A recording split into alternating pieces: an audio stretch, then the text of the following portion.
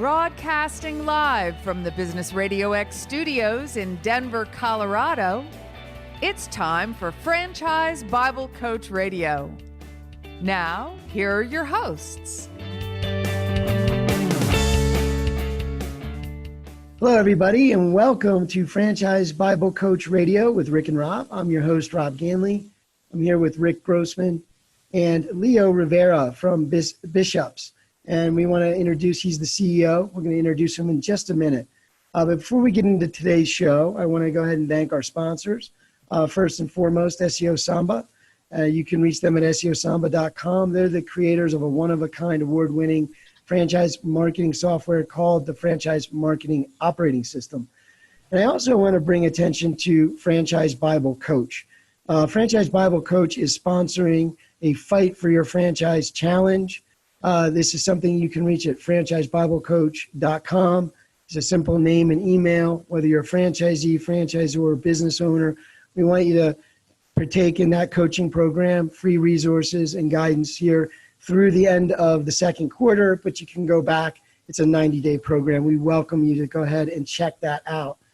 But as we get in today, I want to go ahead and introduce my co-host. He's the author of the Franchise Bible, Rick Grossman. How you doing, Rick? I'm doing great, Rob. Thanks for that kind introduction, and excited to get into it today and learn more from Leo and learn some more about how they're doing through this time.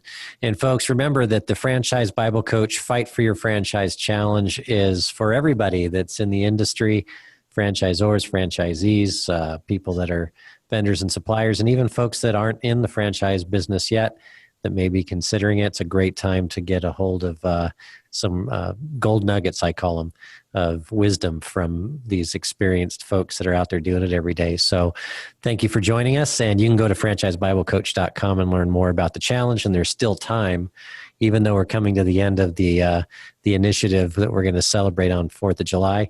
We're going to keep things going throughout the year and keep things coming your way. So please join, and you can go back and get those archived sessions on the website as well. So thank you very much. And we want to jump right into it. And Leo, tell us a little bit about yourself and your brand and how it came to be and how you came to be part of that. Sure thing. Thanks, Rick. So like Rob and I were talking earlier, and one of my main goals was just to be my own boss by the time I was 30. Wasn't quite sure that I was going to be that. Well, the business was going to be, I thought it was going to be more of like a restaurant or a bar or whatnot. I had background, and I was a marketing background. I was a marketing director for a national restaurant company called Concept Entertainment Group, and really understood what people wanted and really understood the customer service industry really strong and understood people and their behaviors. So I knew I wanted to work with people and be somewhere in the customer service industry. If this was a video call, you would see I have no hair, being in the hair industry. So at the age 28, God decided to change my career path with me losing my hair.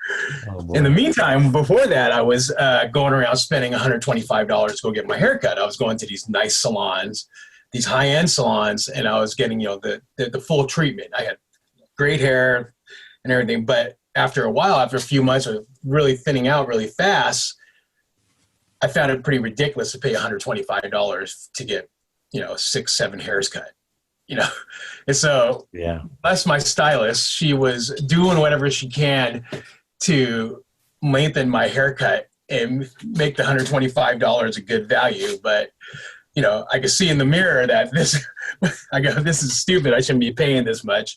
Mm-hmm. So this is back in, the mid 90s. And when I was out there, and I was kind of looking for just somewhere I could just walk into and go get my haircut, and so we had some of the national brands that were out there.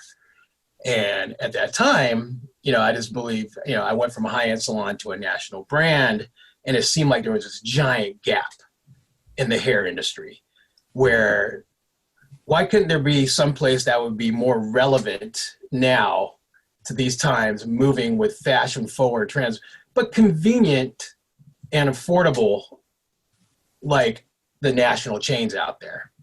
So there was this gray area, and I was like, I kept on looking for an answer. And I would go to these national chains, and I still wasn't getting the right atmosphere that I wanted.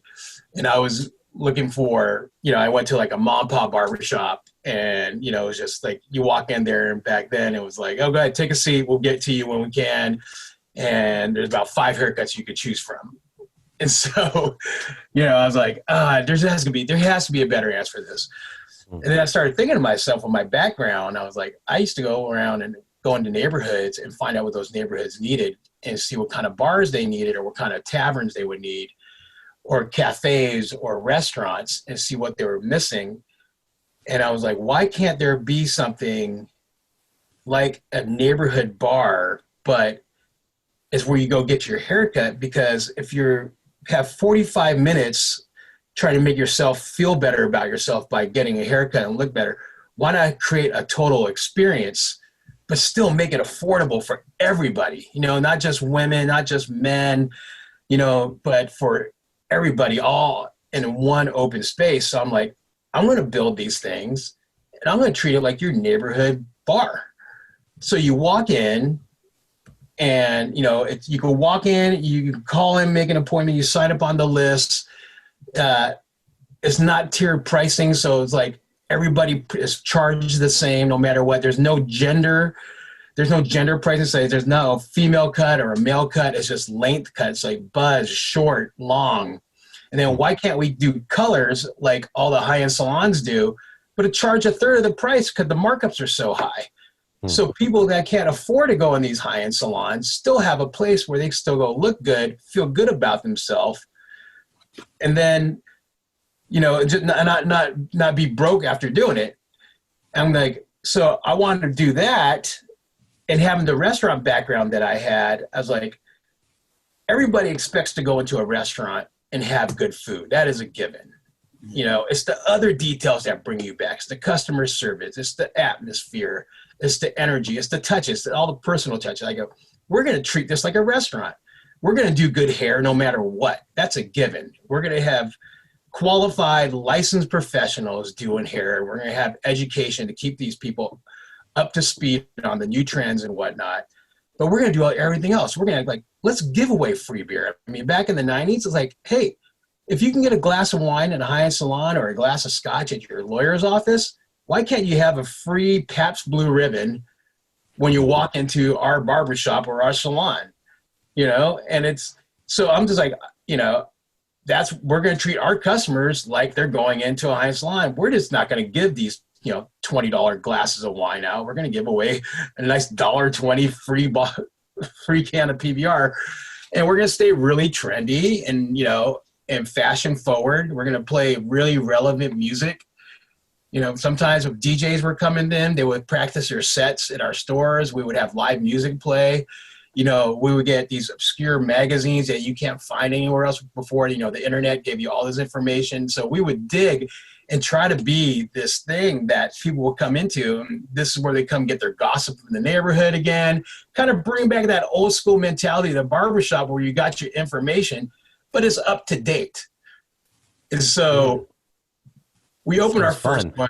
Yeah, so we opened our first one. Sounds exciting. I want to find one. Say Rob might even go there and get his haircut. I'm like you, Leo. I don't know that I can invest much to make a difference. Hot towel shaves and having someone wash your scalp is pretty exciting. So with a Pabst Blue Ribbon, why not? Yeah. Now that I know I can get a Pabst, I'm going. Go there every day. So we decided to open our first one in Portland, Oregon.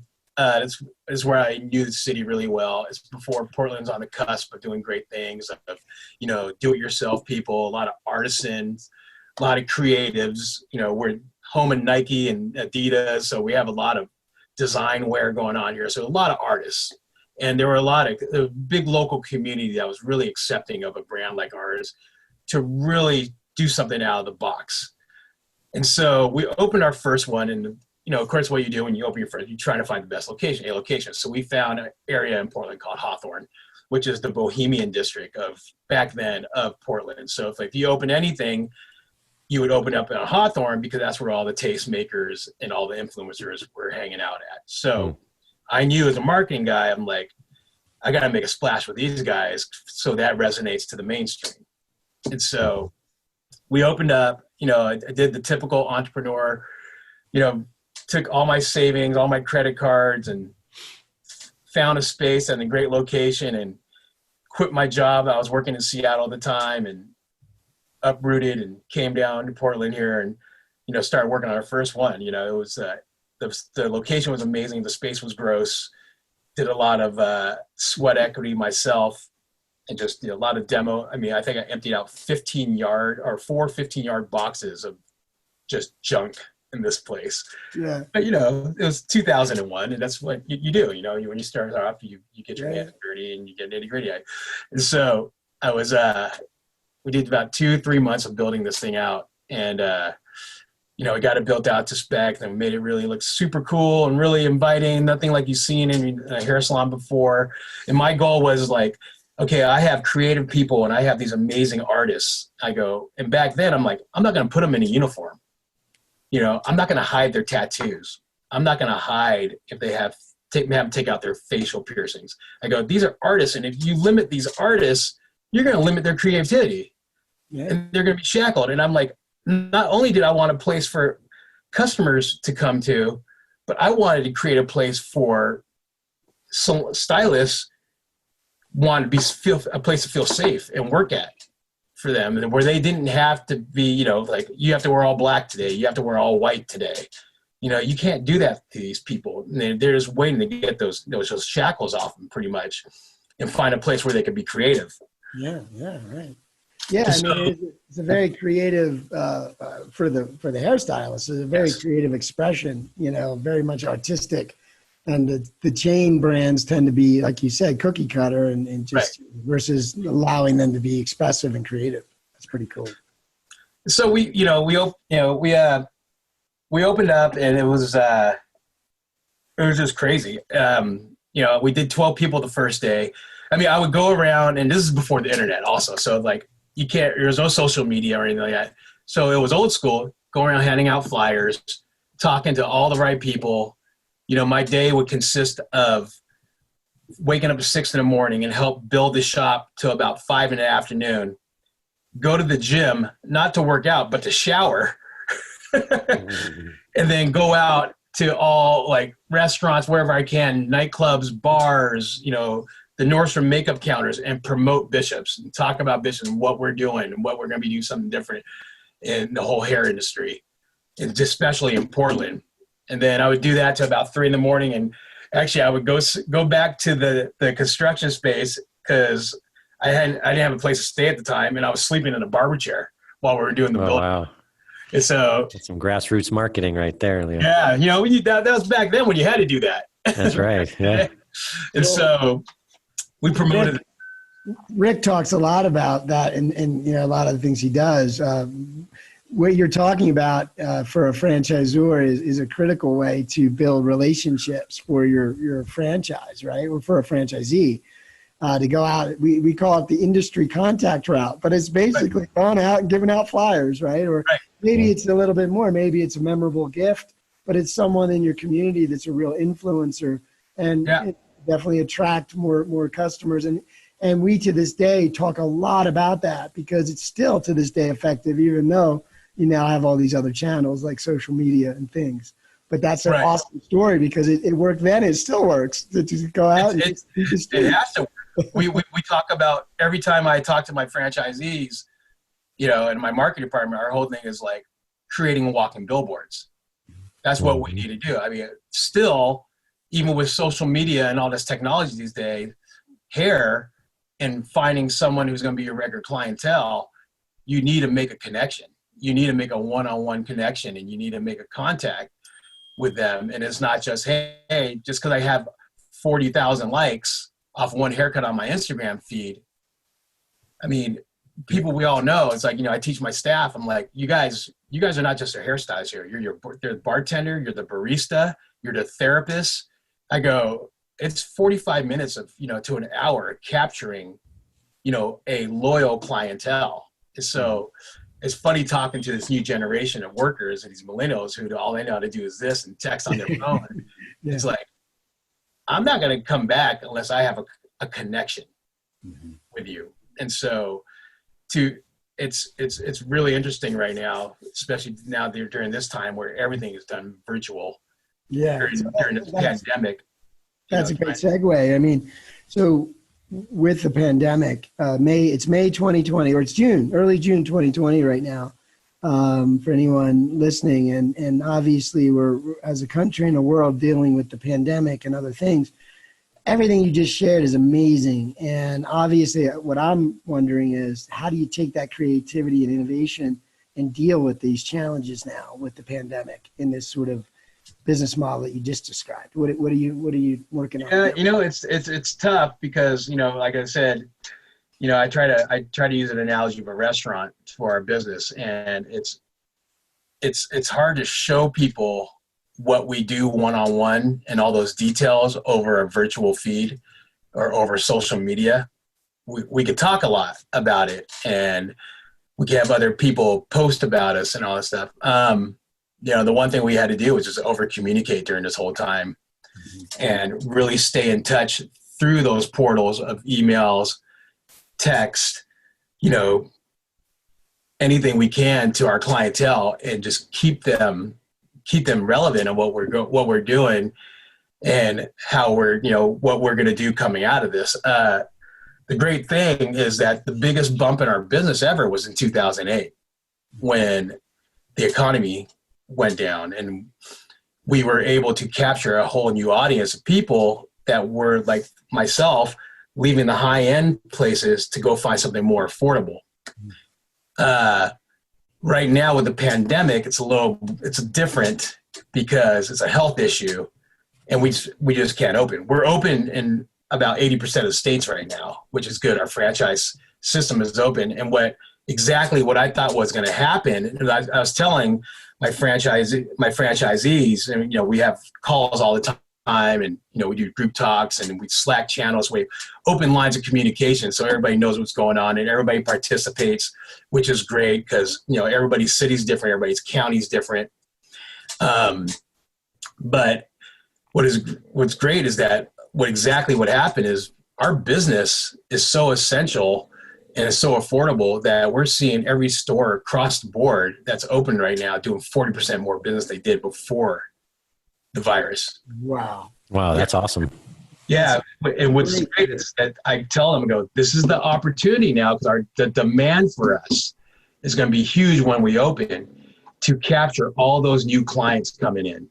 So whatever you do right now to make those people like, thank you. This is what Bishop's is. This is how we serve the community, is being ready for these people, and we, luckily being a franchise, we had to build all these systems and the teams already to support the franchisees. Mm-hmm. So I was able to bring everybody back, keep them on payroll, about 2 weeks after the payroll. We applied for our PPP loan. We got it right away. We brought all our whole franchise management team back just to put systems in. We built with our LMS system. So we built hundreds of assets already ready to go for everybody. We've modeled out 4 different scenarios of how you're going to open. Just, the difficulty of doing this doesn't help when the government doesn't give you strict regulations, when you don't know. We had a county open up here in Oregon where the governor said, okay, you could open up the next day. She gave us 12 hours to prepare on a Memorial Day weekend. Oh boy. So the government really needs, I tried to get on the committee for hair salons and barbershops and tattoo parlors for the state of Oregon, sent a dozen emails to the whole staff over the governor. And, I'm the biggest hair employer in the state of Oregon. Been doing this for 20 years. And I think it's very necessary for me to be on here about regulations and how to open the things back up. Mm-hmm. But I get back to talking about, having a team ready for our franchisees and building all these assets, building all these videos. One thing I did on a personal and business level is I drove to half part of the country because I had to see for myself different reactions from different counties and different cities on lockdown and pandemic and how they feel about coming out of it. And so as these states progress, as they opened, I went to where we had stores at, and I wanted to see people's reactions in the communities so we could implement those into other states that are opening. But it's weird seeing all these different attitudes on, like, I went down to Arizona, and in Scottsdale, you wouldn't even think they even heard about the coronavirus. You know, they automatically think that the hot weather is limiting, cases. And I'm not here to judge anybody how they feel about this and how they react, but it's weird because you go into, like, I drove into Las Vegas, and the weirdest thing is seeing all the lights off in Las Vegas and seeing it totally shut down.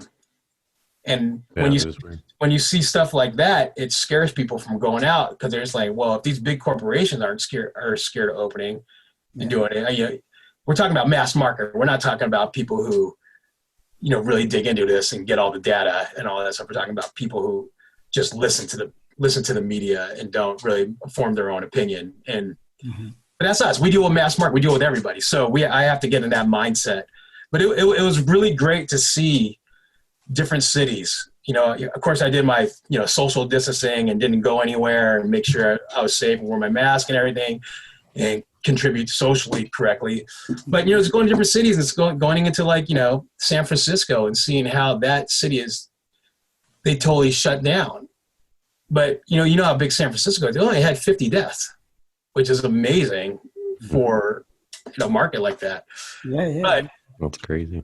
It's great because it allowed me to speak to all my franchisees at their level of knowing. I go, hey, I know what's going on in your city. I've seen it firsthand.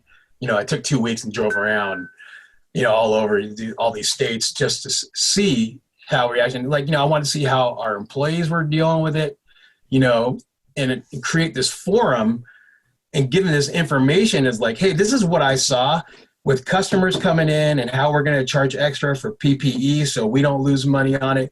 People are accepting. There's some places that are not, and this is how we dealt with it. We dealt with this employee that was really scared to come back.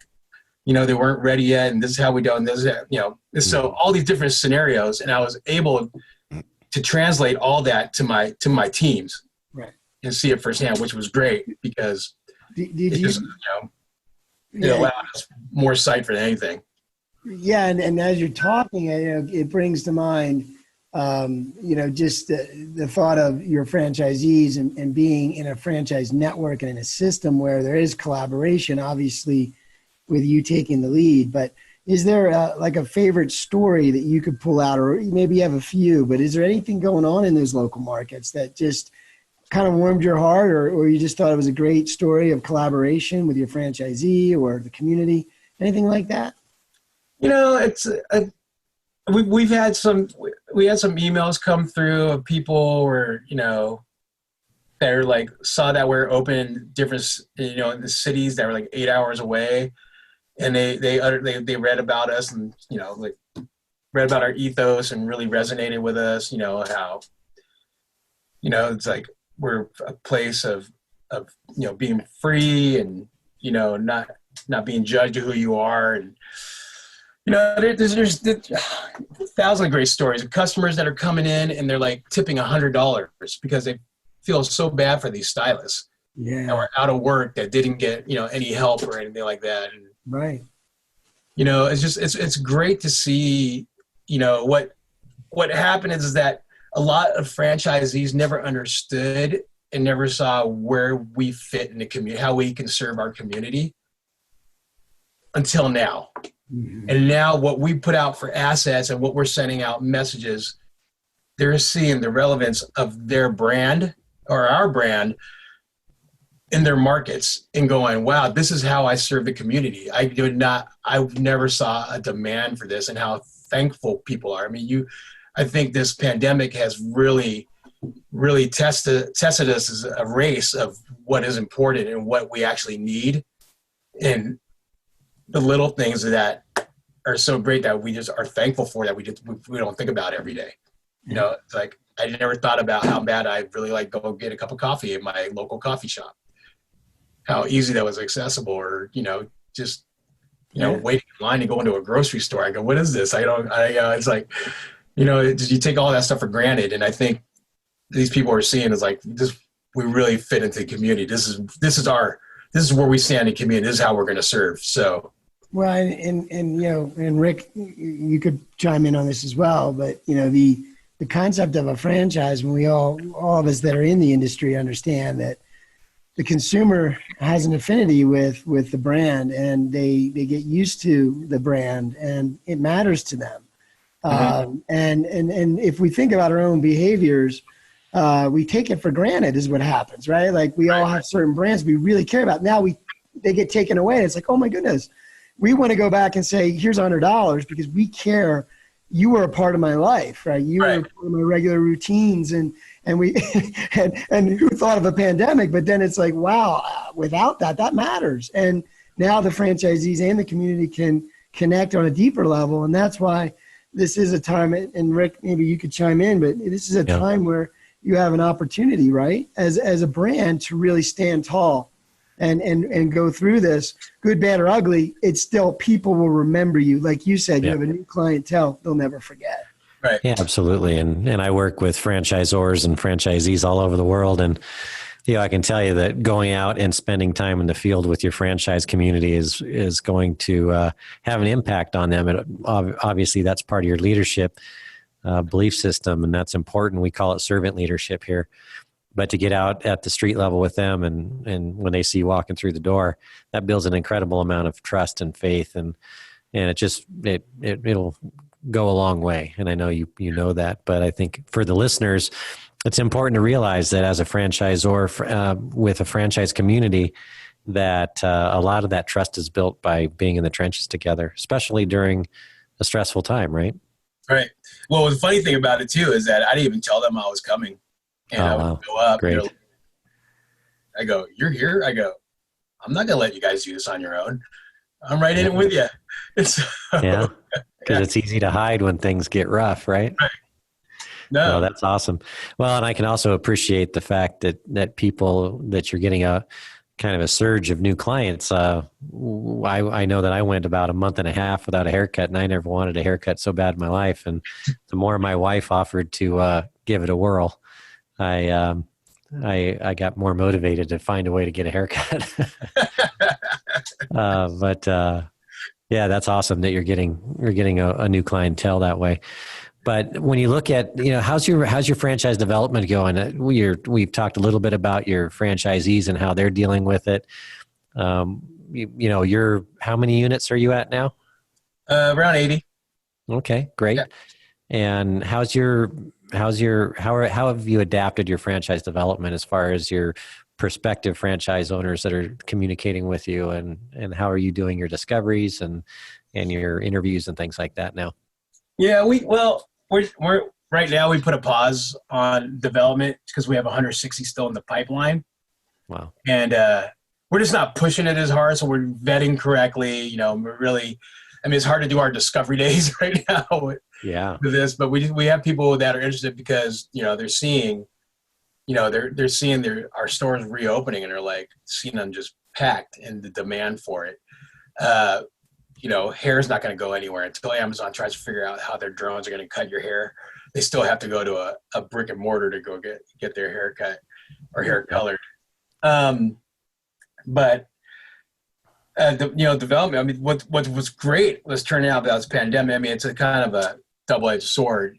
Is that some of that great real estate is going to be available?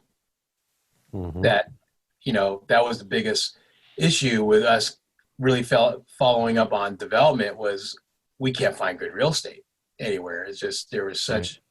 But now, just talking to brokers and talking to landlords, and it was like, there's going to be some great wheeling and dealing to be done on the lease ends and some prime property available. So I think there's going to be a huge uptick. The ones that are looking for do their second and third location that bought 3-packs from us or 6-packs, they're like, wow, this is the time. I'm not even saying anything to them. They're calling me like, Leo, this is the time to strike. I go, when? And so, we redeveloped our LOI with my real estate team, and was like, hey, we could probably ask for the world right now. So let's just start negotiating. and let's find some locations. And right now too, it's like what we're seeing is like, 20% dropout of salons aren't coming back, or barbershops out of the whole industry.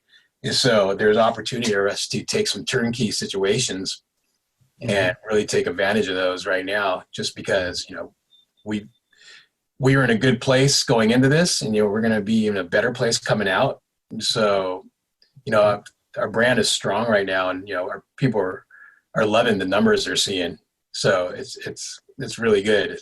So I think it's a good time to get into the business. Yeah. We're hearing a lot from the franchisors and franchisees that we're talking to on the podcast and interviews that everybody's expecting a boom after things kind of get back on track a little bit here. And hopefully when we have our Fight for Your Franchise Challenge celebration on the 4th of July, we can kind of celebrate some more victories. We're hearing a lot. We've got hundreds of people involved now, and really hearing some really great stories out there. But now's a great time for people to start their discovery and start looking at franchise brands. And you're right, there's going to be a lot of real estate available. Some partially equipped locations are going to be out there, and landlords will probably be very interested in negotiating and making good deals happen to get those places, released. So a lot of really, really good gold nuggets there, Rob. Yeah, especially like markets like San Francisco, they're going to be loosening up their, their whole franchise regulations now because of so much of the dropout going on in retail. Yeah, like, you just can't keep it to mom and pa's anymore in San Francisco, or it just, people are limited to 8 stores. Yeah. So they're changing their tune on a lot of stuff, a lot of these markets. So, well, it's going to be interesting. Mm-hmm. It is going to be interesting, and, a lot of shifting and changing, but opportunity always lies in that. And I think that is the one certainty is change, but, it's really great to hear your story. It's great to hear the stories of people wanting to get back out there and work with local businesses, right? And the importance of those brands. But as you've been through this, you've shared so much in this last half hour or so. Could you boil it down as we come to the end of the show here to maybe a gold nugget or two that you just feel like, as a leader, as a leader of a brand, what was that one thing or two that you say, if you could share it with another brand leader or another franchise or franchisee even, what was the one thing to maybe share with them, leave with them? Especially for the hair industry, I think the one gold nugget that I see, so none of my owners do know anything about hair. I don't know anything about hair. I probably know at least about hair than anyone in the company. So what I always would tell them is like, right, especially right now, let your manager be your aspirin. Let them take care of your headaches, make them the team leader and really get behind them, trust them, empower them, just get out of their way and let them work with your team, because they're in the trenches. They're in the heart of it. They hear from all their employees and all that stuff. So right now is surrounding yourself by good people and getting those people who want to work and really know your store and know your brand, to really, really trust them and empower them and get them going and get their support. That's awesome. Thanks, Leo. Yeah. Well, Rick, any final thoughts before we wrap up today's show? Well, I think Leo shared some really important things, folks. And, I've been a franchise coach for many, many years. And one of the things that I will always keep as part of our core belief system is that servant leadership is really the key. When I talk to franchise owners around the country, around the world that are not happy with their franchisors, the most common thing I hear is that I never hear from the franchisor unless they want something, or I'm late on a payment.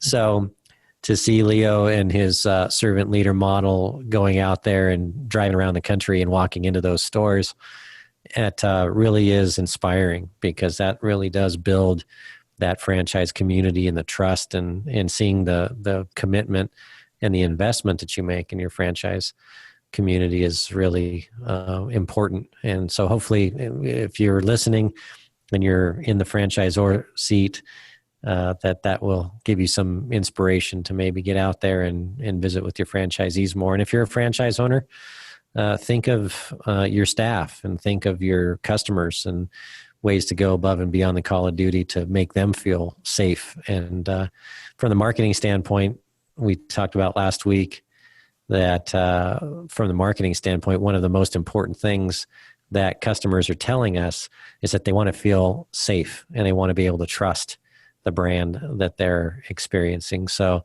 you want to go the extra mile to build that. So very, very good stuff. Thanks, Leo. Thank you. We appreciate having you on the show, Leo. So that's Leo Rivera, the CEO of Bishop's Cuts and Color.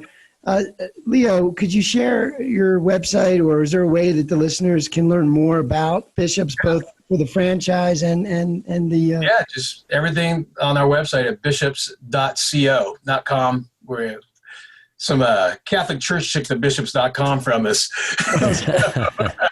Yeah, you don't want I wonder why. Okay. That's funny. Very good. Very good, my friend. I appreciate you being on the show today. I also wanted to thank our sponsors once again, SEO Samba. They are the inventors of the franchise marketing operating system, and you can find out more at seosamba.com. And of course, the Franchise Bible Coach. You can learn more specifically about the Fight for Your Franchise Challenge at franchisebiblecoach.com.